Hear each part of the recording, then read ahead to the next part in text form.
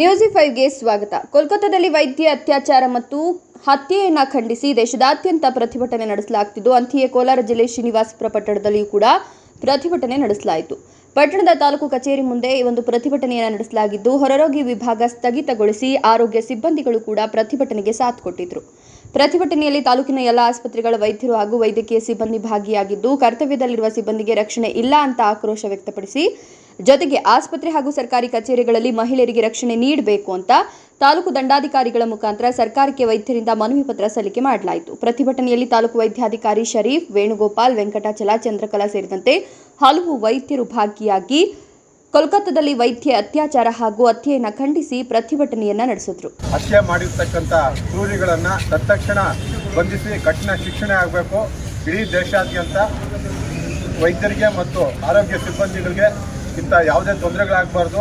ಆದಂಥ ಸಂದರ್ಭದಲ್ಲಿ within 6 ಅವರ್ಸಲ್ಲಿ FIR file ಮಾಡಿ ಅವ್ರ ಮೇಲೆ ಕಠಿಣ ಶಿಕ್ಷೆ ತಗೋಬೇಕು ಅಂತೇಳಿ ನಮ್ಮ ಇಂಡಿಯನ್ ಮೆಡಿಕಲ್ ಅಸೋಸಿಯೇಷನ್ನು ಇವತ್ತು ದೇಶಾದ್ಯಂತ ಬೆಳಗ್ಗೆ 6 ಗಂಟೆಯಿಂದ ನಾಳೆ ಬೆಳಗ್ಗೆ 6 ಗಂಟೆ ತನಕ ಎಲ್ಲ ಹೊರರೋಗಿ ಚಿಕಿತ್ಸೆಗಳನ್ನು ಸ್ಥಗಿತಗೊಳಿಸಿ ಕೇವಲ ತುರ್ತು ಚಿಕಿತ್ಸೆಗಳು ಮಾತ್ರ ಕೊಡ್ತಾ ಇದ್ದೀವಿ.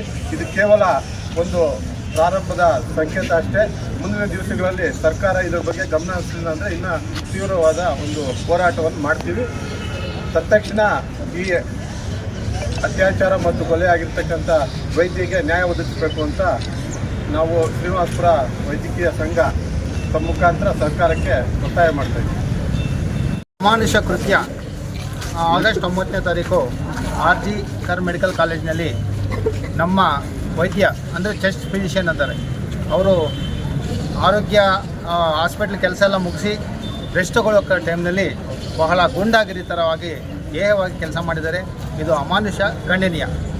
ಇದೇ ಥರ ಇಡೀ ನಮ್ಮ ಭಾರತದಲ್ಲಿ ಈ ದಿನ ಇಂಡಿಯನ್ ಮೆಡಿಕಲ್ ಅಸೋಸಿಯೇಷನಿಂದ ಒಂದು ದಿವಸ 24 ಗಂಟೆ ಕಾಲ ಹೊರರೋಗಿ ವಿಭಾಗವನ್ನು ಸ್ಥಗಿತಗೊಳಿಸ್ತಾ ಇದ್ದೀರಿ. ಹಾಗೂ ಇಡೀ ಭಾರತದಲ್ಲಿ ಈ ದಿವಸ ಎಲ್ಲ ವೈದ್ಯರು ಮತ್ತು ವೈದ್ಯ ಸಿಬ್ಬಂದಿಗಳು ಮತ್ತು ಪ್ಯಾರಾಮೆಡಿಕಲ್ ನರ್ಸಿಂಗ್ ಅವರೆಲ್ಲರೂ ಪ್ರೊಟೆಸ್ಟ್ ಮಾಡ್ತಾ ಇದ್ದಾರೆ. ಈಗ ನೋಡಿ, ಇಲ್ಲಿ ನಮ್ಮ ಪ್ಯಾರಾಮೆಡಿಕಲ್ ಕಾಲೇಜ್ ಮಕ್ಕಳಿದ್ದಾರೆ, ಸುಮಾರು 90% ಆಫ್ ಎಲ್ಲ ಹೆಣ್ಣುಮಕ್ಕಳೇ. ಇವರೆಲ್ಲ ಸಾರ್ವಜನಿಕರಿಗೋಸ್ಕರ, ಹೆಲ್ತ್ ಆರೋಗ್ಯಕ್ಕೋಸ್ಕರ ಇವರೆಲ್ಲ ಕಷ್ಟಪಡ್ತಾ ಇದ್ದಾರೆ. PHCಗಳಲ್ಲಿ ಆರೋಗ್ಯ ಕೇಂದ್ರಗಳೆಲ್ಲ ಒಬ್ಬೊಬ್ಬರನ್ನೇ ಹಾಕಿರ್ತಾರೆ.